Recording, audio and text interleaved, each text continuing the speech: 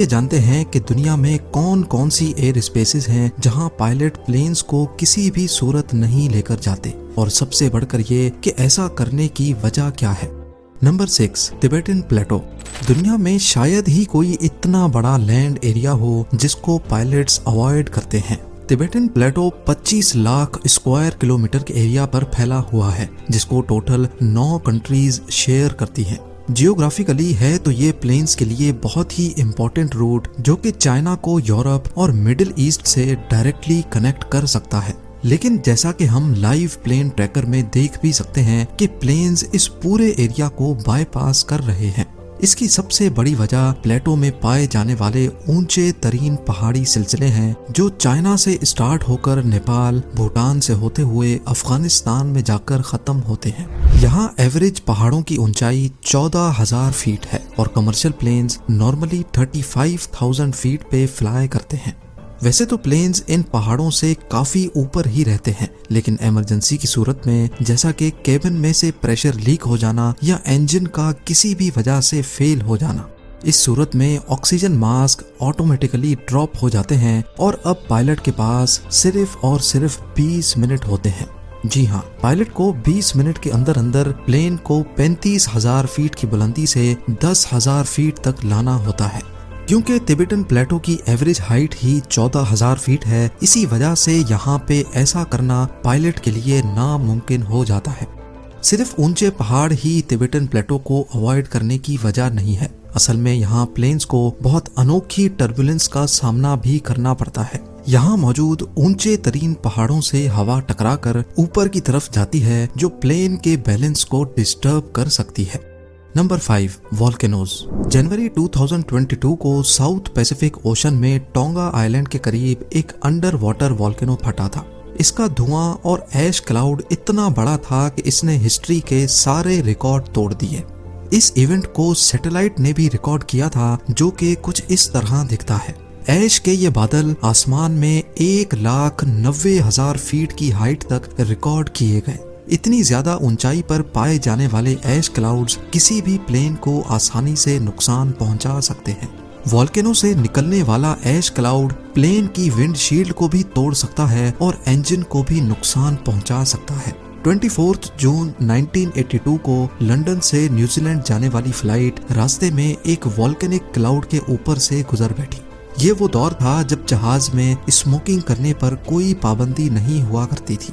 जब जहाज में धुआं जमा होना शुरू हुआ तो पहले सबने समझा कि शायद कोई स्मोकिंग कर रहा है, पर आगे जो हुआ उसने सबके रोंगटे खड़े कर दिए। क्रू और पायलट को धुएं में सल्फर की बदबू आने लगी, तभी वो समझ गए कि जरूर कोई गड़बड़ है। वॉल्केनिक ऐश इंजन में जाकर मेल्ट हो गई, जिसने जहाज के सारे इंजन्स को बंद कर दिया और अब प्लेन अपना एल्टीट्यूड लूज करने लगा। खुशकिस्मती थी कि 37,000 फीट से जब प्लेन 12,000 फीट तक पहुंचा तो 4 में से 3 इंजन्स स्टार्ट हो गए और प्लेन को बाहिफाजत लैंड करवा लिया गया। लेकिन इस वाक़े के बाद से पायलट्स ने वॉल्केनोज के ऊपर फ्लाई करना ही छोड़ दिया।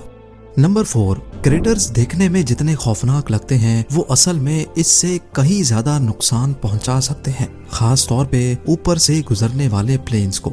हमारी दुनिया में करीब 170 एस्ट्रॉयड इम्पैक्ट क्रेटर्स हैं, जबकि कई माइनिंग कंपनीज की तरफ से भी बनाए गए हैं। वैसे तो हाई एल्टीट्यूड पे ये प्लेन्स को कोई नुकसान नहीं पहुंचा सकते, लेकिन लो एल्टीट्यूड पे इनके ऊपर से गुजरना खतरे से खाली नहीं है, क्योंकि ये प्लेन्स या हेलीकॉप्टर को अपने अंदर खींच भी सकते हैं। असल में क्रेटर जितना ज्यादा गहरा होगा उसका बॉटम उतना ज्यादा गर्म होता है। क्रेटर के बॉटम पे गर्म हवा ऊपर की तरफ ट्रेवल करती है और बाहर की ठंडी हवा क्रेटर के अंदर जाती है। गर्म और ठंडी हवा के इस एक्सचेंज से क्रेटर के अंदर वॉर्टेक्स इफेक्ट पैदा होता है, जिसमें सक करने की, खींचने की ताकत पैदा हो जाती है, जबकि क्रेटर के बाहर बहुत ही अनयूजुअल स्ट्रेंज टर्बुलेंस पैदा हो जाती है। यही वजह है कि पायलट्स क्रेटर्स को देखते ही अपना रास्ता बदल लेते हैं। नंबर 3, नॉर्थ कोरिया दुनिया का वाहिद ऐसा मुल्क है जिसकी एयर स्पेस सबसे खतरनाक समझी जाती है, क्योंकि यहाँ नॉर्थ कोरियन मिलिट्री बगैर बताए कभी भी कहीं भी मिसाइल लॉन्च कर देती है। ना सिर्फ नॉर्थ कोरिया बल्कि ये जापानीज ओशन में भी अक्सर मिसाइल्स फायर करते रहते हैं। नॉर्मली ऐसी सिचुएशन में कई दिनों पहले से अनाउंसमेंट्स की जाती हैं और फायर करने से पहले उन तमाम प्लेन से रेडियो कांटेक्ट करके उनको आगाह किया जाता है जो कि एयर स्पेस में करीब करीब होते हैं। यही वजह है कि कमर्शियल फ्लाइट्स जिनको सिर्फ नॉर्थ कोरिया को क्रॉस करना होता है वो अब उसको बाईपास करके गुजर जाती है। नंबर 2, सऊदी अरब की होली सिटी मक्का दुनिया भर के मुस्लिम्स की बहुत इम्पोर्टेंट इबादत गाह है। ऐसा माना जाता है कि मस्जिद हरम अर्थ की सेंटर ऑफ ग्रेविटी के ऊपर बनी है, इसी वजह से ना ही इसके ऊपर से कोई प्लेन फ्लाई कर सकता है और ना ही परिंदा। पर असल में ऐसी बातों में कोई हकीकत नहीं है। मस्जिद हरम के ऊपर से प्लेन इस वजह से नहीं गुजरते क्योंकि सऊदी गवर्नमेंट ने इसको नो फ्लाई जोन कर रखा है। ऐसा करने के 2 रीजंस हैं। पहला तो है सिक्योरिटी रीजन, क्योंकि मक्का में हर वक्त लाखों मुस्लिम्स मौजूद रहते हैं। अगर यहाँ कोई भी नाखुशगवार वाकया हुआ तो काफी जानी नुकसान हो सकता है। दूसरा रीजन है मक्का की लोकेशन। मक्का एक ऐसी लोकेशन